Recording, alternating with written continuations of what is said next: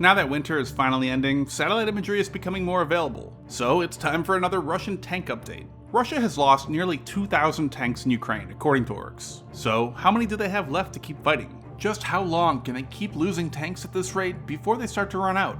And beyond counting tanks, I tried to identify each and every one, and boy did I underestimate that task. The snow on the ground, even in late March, makes it extremely difficult to even tell it's a tank, let alone the type. But I wanted to know just how many of each they have left. Are they running out of more modern tanks, and soon relying on ancient ones? Or do they have plenty, enough to go on for years? But if you ever find yourself counting thousands upon thousands of Russian tanks and you need a break, this video sponsor is perfect for you.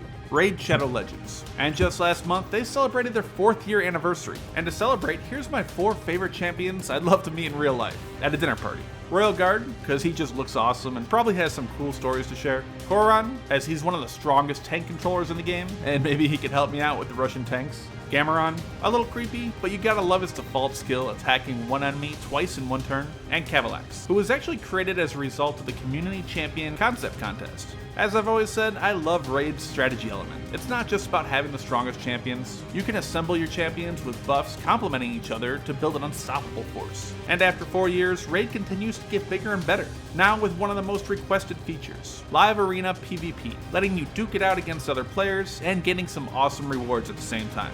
With all this exciting stuff and more coming to Raid, if you haven't started playing yet, then what are you waiting for? Use my link down in the description or scan the QR code to get insane bonuses. We're talking about an epic champion, Kellen the Strike, along with other useful things. Once you're in and crushing your enemies, come find me under the name RELCC, and if you're fast enough, you can join my clan.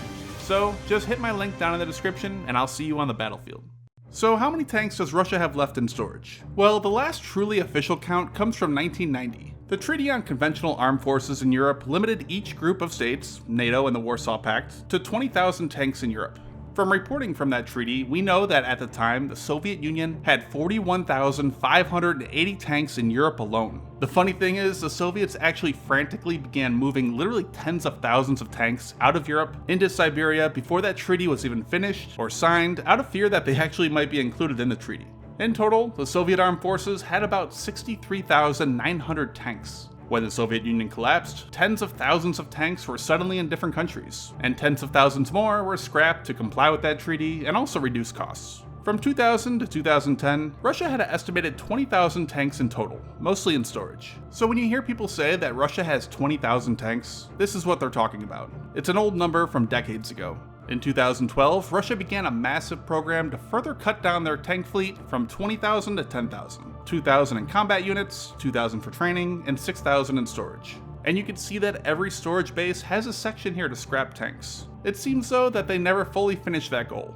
Another reason why many people repeat that Russia has 10,000 tanks in storage is that since 2018, IISS's The Military Balance, which is kind of the main go-to for facts on nations' military capabilities and equipment, kept repeating the same figure of 10,200 for Russian tanks in storage. It wasn't until just now, for 2023, that they finally updated it to 5,000. But with access to purchasing satellite imagery, we don't have to trust anyone. We can check for ourselves.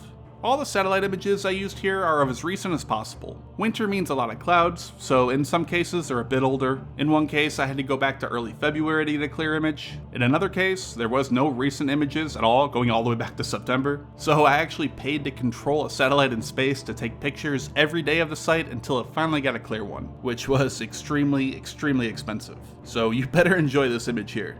A few things to note real quick. My first video on Russian tanks in storage was using Google Map images. I came up with about 6,000 tanks, half of which could reasonably be brought back into service. The problem with that is that Google Maps images are from a wide range of dates, and things have changed in the meantime. The second video I made uses satellite imagery that I purchased, with a controlled set of dates. Since then, I've gotten a lot better at identifying and counting. I've further refined the numbers, went back and counted each multiple times, and had another person count as well. We compared our numbers, argued over different spots, and came up with these numbers here.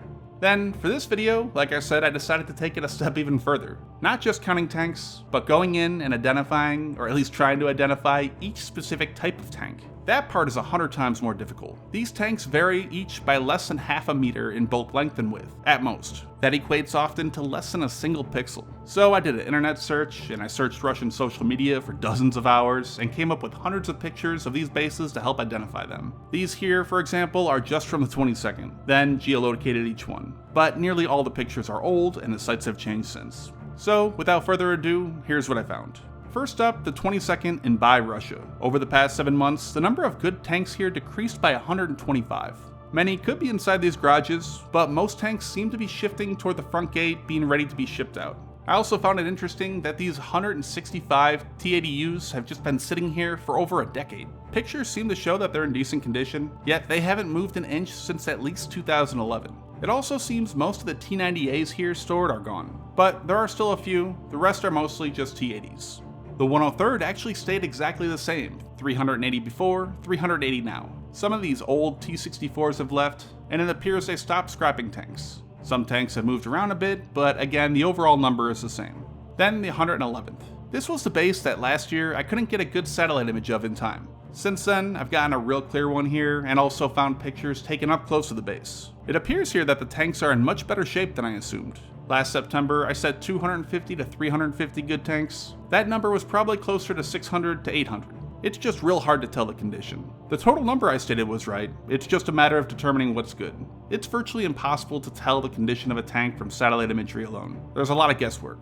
Almost all the tanks here are real old T-54, 55s, and T-62s. But last year, 600 good tanks, now 440. Or if we count the same way as last year, 800 down to 640. So it's dropped a good amount, 160 less good tanks. The type was a little bit easier to count, as they have a lot of T-62s. They can be much more easily identified due to its large dome, circular turret compared to others. Mostly T-62s, a good number of T-54, 55s, and some T-80s as well. I found that the 227th changed its name to the 769th when it became a central tank storage base. It's huge and it's mixed in with the active 5th Guards Tank Brigade, which itself has almost 100 tanks. It's in Ukraine though, so virtually all the remaining tanks here are stored ones. Its number dropped by a large amount, from 850 7 months ago to just 630 now. The vast majority are T-72s, but also some T-62s and a few others mixed in. The 349th also declined, from 550 good tanks to 450. The snow here made it real hard counting though, but most here appear to be T-72s with a mix of T-62s and T-64s. Then, the 1295th. This base looks nearly deserted, from 240 tanks to just 90 now. It is winter, so perhaps they're using those garages more. However, previous winters, they still kept tanks outside, so it's hard to tell. It's mostly old tanks, T-54, 55s, and T-62s. There have been some T-80 BVs in the past, but none in recent satellite imagery. The 1311th actually saw an increase in number of tanks, from 300 last year to 400 now. Almost all of that though is from the western portion of the base, which houses a weird mix of tanks. Things like T-54, 55s, T-62s, and a mix of T-72 variants, and also T-80 BVs. There are a lot of garages, but none except for one appear to be any longer used. And they've also been demolishing a lot of the garages at the base over the last few years. And then finally, the 2544th. It saw a drop of 130 tanks, from 550 to 420. They have a few remaining T-62s, some upgraded T-64s, but mostly T-72s. So that brings up a total of 785 good tanks less, or 735 total from back in September 2022. And that's on top of the 700 to 800 less tanks they had from before the war to September. All in, that's roughly 1,500 tanks that Russia has pulled from its storage bases. There are also roughly 8 other sites that have tanks stored that I haven't included. That's because they have less than 400 tanks combined. Actually, 326 to be precise. So the grand total, 3,911 tanks that appear to be able to be brought back into service. Now again, Russia has lost about 2,000 tanks according to orgs. So if they continue to lose them at the same rate, and continue to replace them, they'll run out of tanks in storage in 2 years and 3 months. But the tanks get older as they go on. My count on specific types: the T-54 55s, 270, T-62s, 560, T-64s, 248, T-72s, 1,841, T-80s, 942, and T-90s, 50. But you have to take those specific numbers with a big grain of salt. In the satellite imagery, especially with the snow, they all just look like dots. Again, sometimes it's hard enough to determine it's even a tank, let alone the type. But that number is somewhere in the ballpark.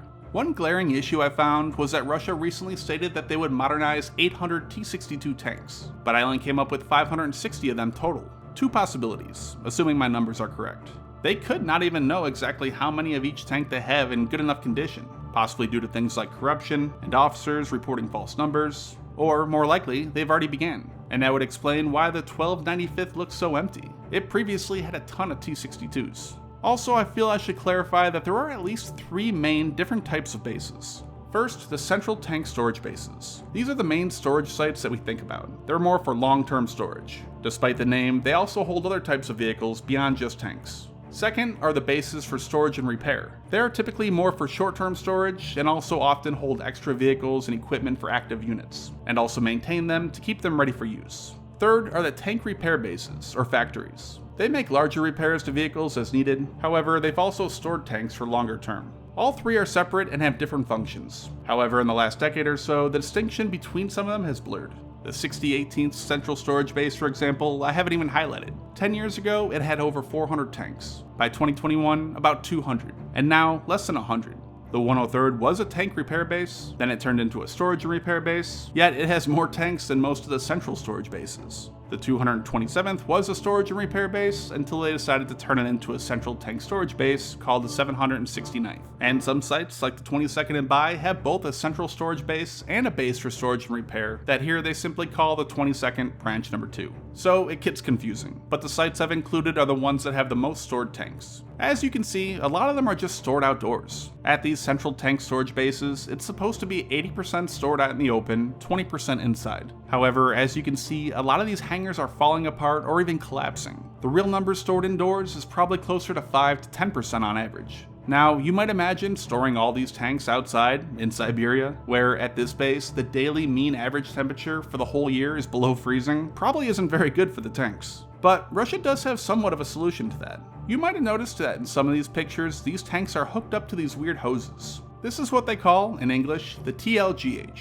It'll control the humidity inside the tanks and claimed by the company to double the shelf life of these vehicles, as well as decreasing the cost of storage and maintenance by up to 75%. But still, very few of the total number of visible tanks are connected to these systems. Most are just stored along out in the open. Reportedly, these are still, or at least supposed to be sealed, fluids removed or changed at least every 2 years, and installation of the electronic circuits and wiring. But close-up pictures seem to show that's not always the case. And when looking at these satellite imagery, unless it's clearly missing a turret, it's virtually impossible to tell how many of these are in good enough condition to ever be brought back into service again. So I had several people ask me how I decided to count a tank that was good and bad. First, again, those missing a turret are obviously bad. Those account for about 1,000, depending on how you count them. Then, I think it's safe to assume that all those connected to that TLGH system are in better condition, as well as those that are not visible in those sheds. Most of these garages here hold 36 tanks, so those together account for about 1,000 tanks at these 8 sites. The remaining in between there is a bit of a guessing game. Historic satellite imagery can show you if they've moved in recent years, which could be a clue, but they could also have been towed to a different area to better organize the facility. Vice versa, if they haven't moved in years, it could indicate that they're in worse shape. There's also one interesting side piece of information I found while doing my research. Again, the Soviet Union at one point had over 60,000 tanks. That's crazy to think about. So I looked into how they stored them. Turns out they kept most of them in active units. They stored less than 10% in total. And one of these sites for storage is actually in Bakhmut, a city that's obviously been making headlines recently. Some of the other locations are still used today, like the 22nd, 111th, and 1311th. Others are just empty fields and ruins of buildings, and some now are in different countries, like here in Belarus. But that wraps it up for this time. I'll try to check back in another 6 months, hopefully when there's less snow and makes them easier to count. Thanks for watching.